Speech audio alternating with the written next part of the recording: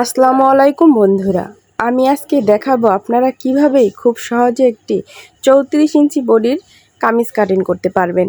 তো দেখতে থাকুন ফুল ভিডিওটি। তো প্রথমে আমরা কাপড়টি ভাঁজ করে নিব। তো আমরা এখানে 2 পাট কাপড় নিয়েছি। এই 2 পাট কাপড় আমরা ডাবল ভাঁজ করব। এখন আমাদের এখানে কাপড় হয়েছে 4 পাট। কাপড়টা আমরা ভালোভাবে ভাঁজ করে নিব।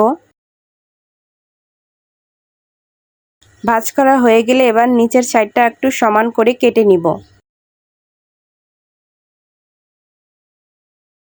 এবার আমরা জামাটির লম্বার মাপ নিব। 1/2 ইঞ্চি সেলাইয়ের জন্য রেখে তারপরে লম্বার মাপটি নিব। তো আমি যার জন্য জামাটি তৈরি করব তার লম্বা হলো 41 ইঞ্চি। তো আমরা এখানে 41 ইঞ্চি নিব লম্বার মাপ, আর 1 ইঞ্চি নিব সেলাইয়ের জন্য। এই যে 41 ইঞ্চি নিয়েছি। এবার আমাদের কাঁধের মাপটি নিতে হবে। তো 34 ইঞ্চি বডির জন্য 6.5 ইঞ্চি কাঁধ নিলেই হবে। তো কাঁধ নেব 6.5 ইঞ্চি আর বগলও নেব 6.5 ইঞ্চি।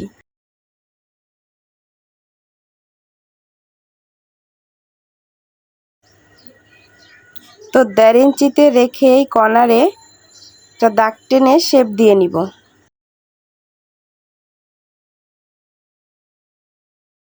তো এবার আমরা বডির মাপটি নিব। আমি যার জন্য জামাটি তৈরি করব তার বডি হলো 34 ইঞ্চি। তো 34 ইঞ্চিরে 2 ভাগ করব, এবার 4 ভাগ করব। যার জন্য জামাটি তৈরি করব তার বডি যত ইঞ্চি হবে সেটাকে আমরা 4 ভাগ করব। তো 4 ভাগ করলে যত আসবে অতই দিতে হবে। তো আমাদের 34 ইঞ্চিকে 4 ভাগ করলে হয় 8.5 ইঞ্চি। তো 8.5 ইঞ্চিতে দাগ টেনে নিব, আর 1 ইঞ্চি নিব সেলাইয়ের জন্য। তো এবার আমরা ফাড়ার মাপটি নিয়ে নেব। তো এখানে আমরা ফাড়ার মাপটি নিব 19 ইঞ্চি। তো এবার বগল থেকে ফিতাটা ফাড়া পর্যন্ত রেখে মাঝ বরাবর একটি দাগ টেনে নিব।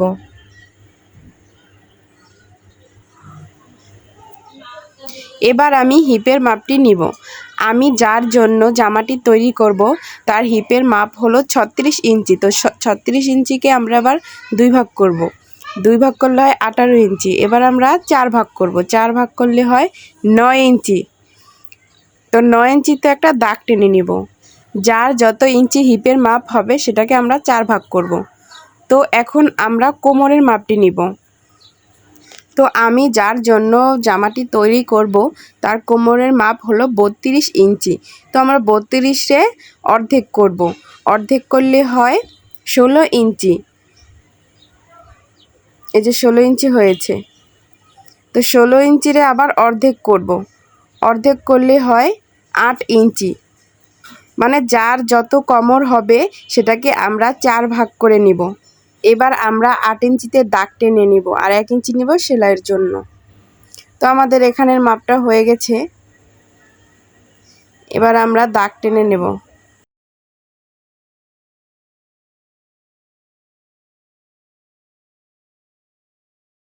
এবার আমরা ঘেরের মাপটি নিব।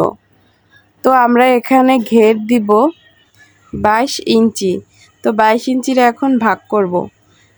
22 ইঞ্চিরে ভাগ করলে হয় 11 ইঞ্চি।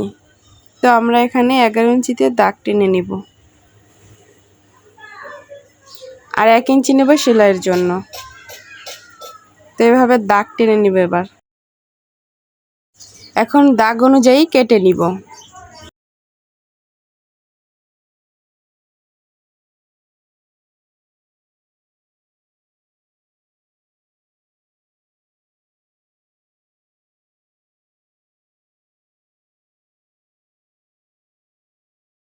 তো আমাদের জামা কাটিং করা শেষ। এবার আমরা দেখাবো গলা ও হাতা কাটিং। এটা আমরা এক সাইডে রেখে দিব।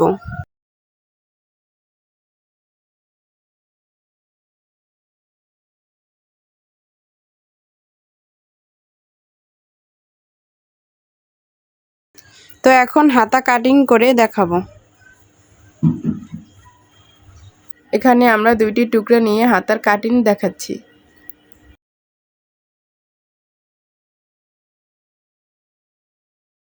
তো আমি যার জন্য হাতাটি তৈরি করব তার হাতার লম্বা হলো 18 ইঞ্চি।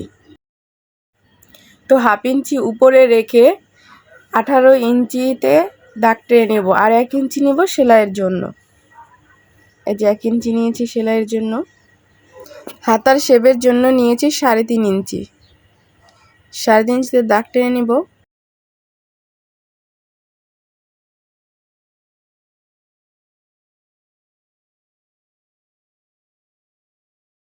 এভাবে শেপ দিয়ে নেব।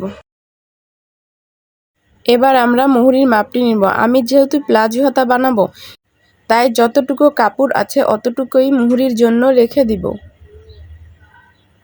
1 ইঞ্চি নিবে সেলাইয়ের জন্য।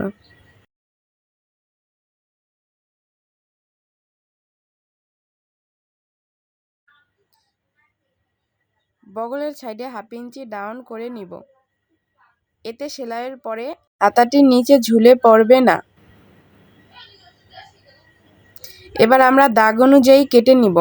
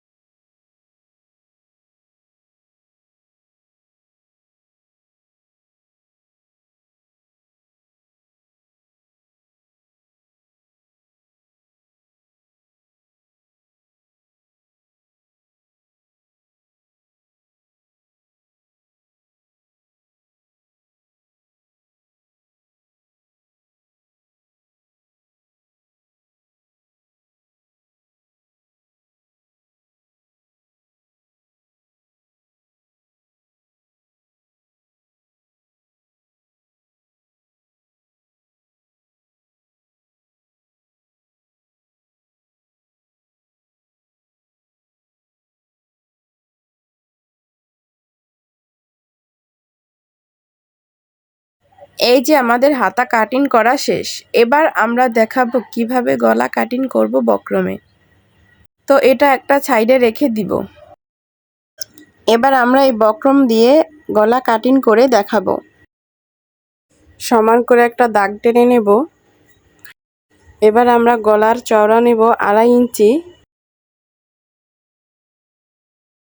সোজা একটা দাগ টেনে নিব। এবার গলার ডিপ নিব 5.5 ইঞ্চি।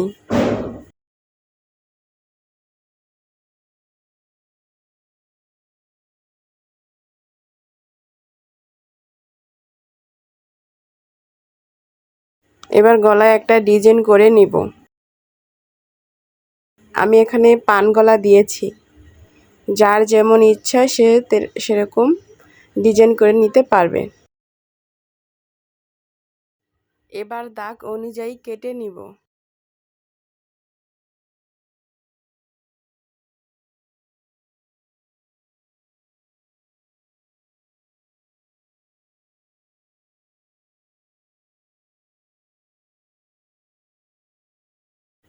এই যে আমাদের সামনের গলা কাটিং শেষ। এবার পিছনে ব্যান্ড গলা দিব, তার জন্য একটা কলার কেটে নিব।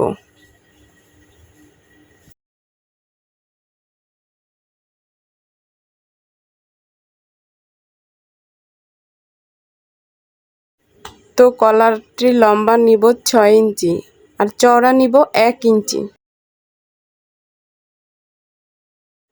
এবার এভাবে কেটে নিব। কাটা হয়ে গেলে এভাবে মাছ বরাবর ভাঁজ করে সাইডে 2 সুতা করে কেটে রাউন্ড করে নিব। এই যে আমাদের হয়ে গেল ব্যান্ড গলা কাটিং। তো ধন্যবাদ বন্ধুরা সম্পূর্ণ ভিডিওটি দেখার জন্য। ভিডিওটা যদি ভালো লাগে অবশ্যই লাইক, কমেন্ট, সাবস্ক্রাইব করে যাবেন।